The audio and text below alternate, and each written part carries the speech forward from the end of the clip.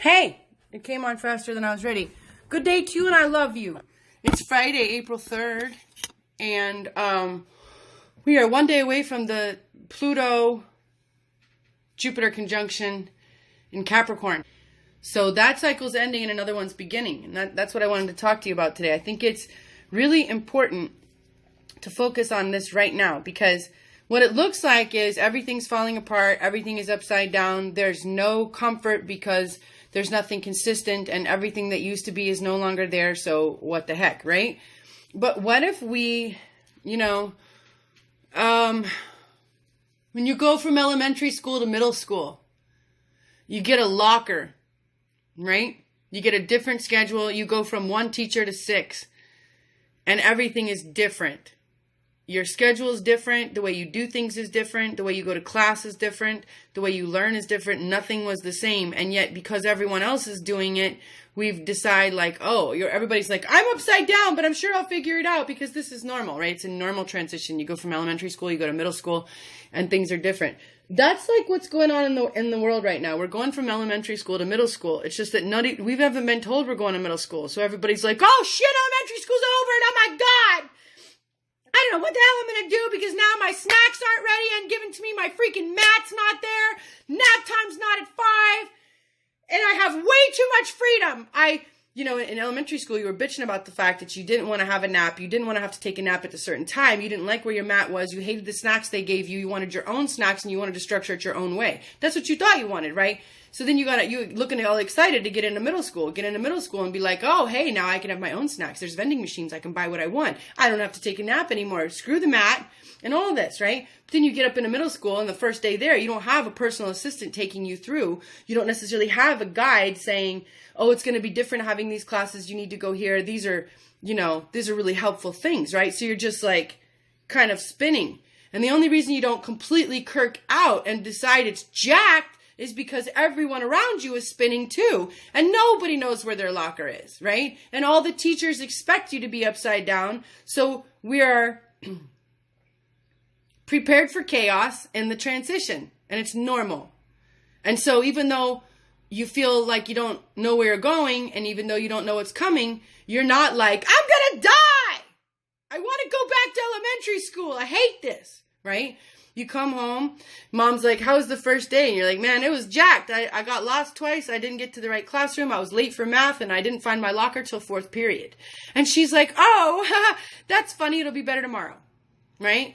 And you know it'll be better tomorrow because you found your locker today. So maybe you'll find it by 2nd period tomorrow, right? I think it's really important to adopt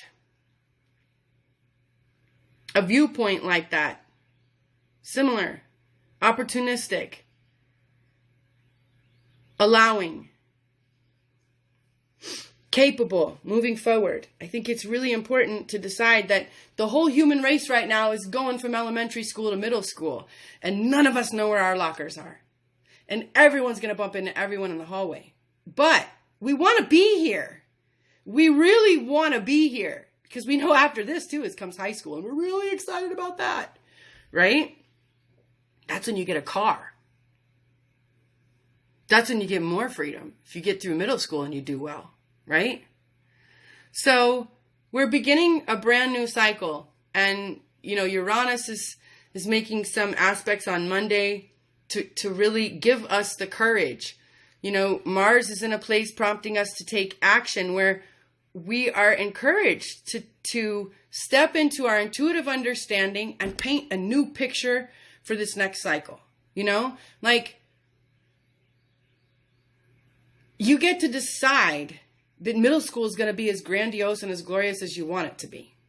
You don't have to decide that just because you got turned around on the first day and you didn't know where your locker was, that it's all going to be jacked. You can decide that tomorrow will run more smoothly because you'll know where things are. You'll have more help. You'll have more experience. Even one day is a heck of a lot more experience than none, right?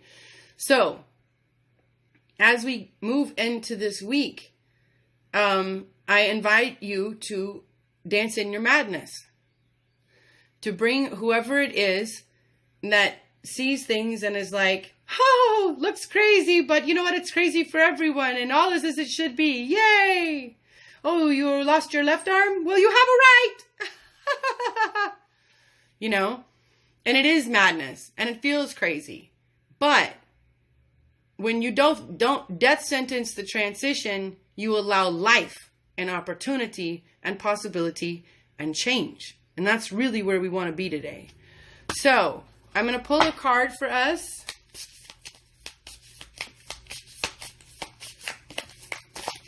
I'm going to pull a regular card and a goddess card that I'm going to read for us today because I think we all need some goddess love. Yes, yes. So, and then I'm throwing everything on the ground.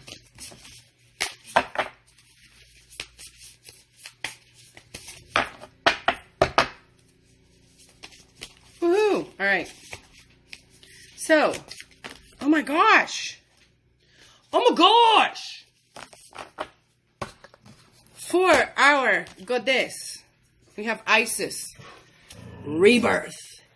Woo! That's just perfect for today. That makes me really, really happy. The goddess herself. All right, we got Isis. Number 24 for those who care. 2 + 4 = 6. A number of balance, a number of transition. Whoo! 6 is a beautiful balance. The process of soul retrieval, resurrection, and rebirth is the theme recurrent through the stories of the Egyptian goddess Isis, and one that she invites you to address now. This is a powerful moment to see some of what you thought you'd lost go through a process of regeneration to live again. Like magic, the pieces of you that were considered lost in old wounds and stories are ready to be reclaimed in a healthier, more mature version.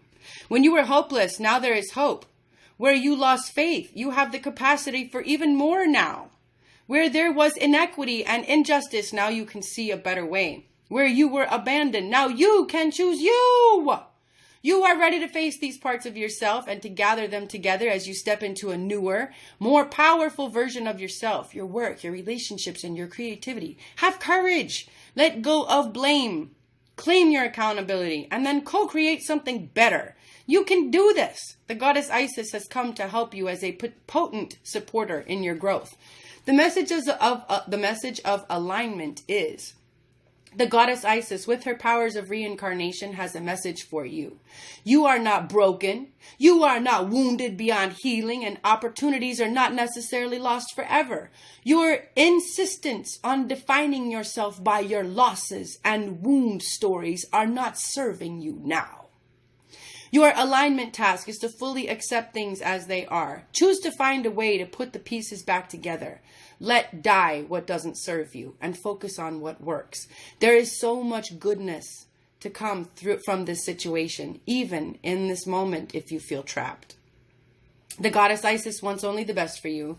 As your fierce ally, she will challenge you when you go off track. So pick up the pieces, tell a new story, and find home again.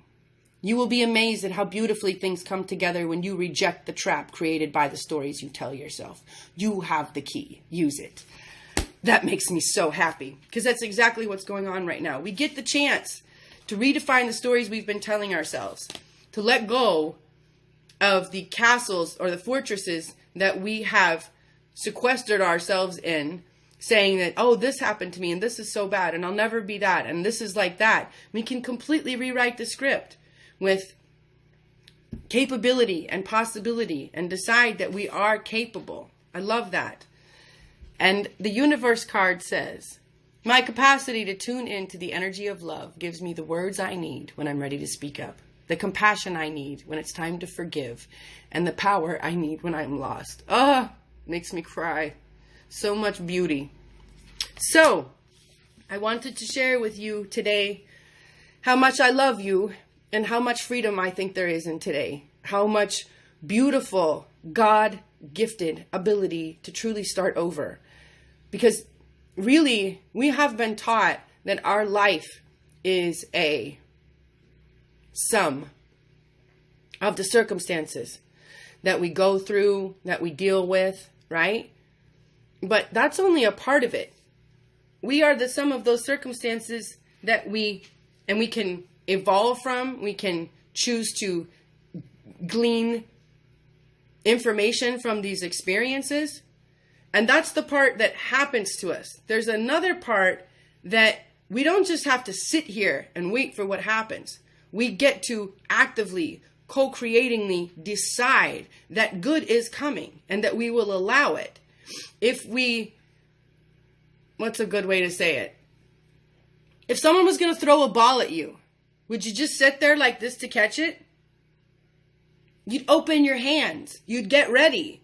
You'd get ready to receive the ball. You're like, crap, someone's throwing a ball at me. I better get ready. You wouldn't just sit there and be like, I will catch the ball. The ball will somehow catch on my body and all will be well. No, you prepare. You don't just sit there and go, someone's throwing a ball at me. I'm sure it will hit me in my face and possibly kill me. Right? That would be stupid. That would be so stupid. You'd be like, hey, dumbass, why didn't you put your hands out and catch the ball? Right? Well, it's like that today. Instead of just deciding that it's all going to be bad, get ready for good. Put your hands out.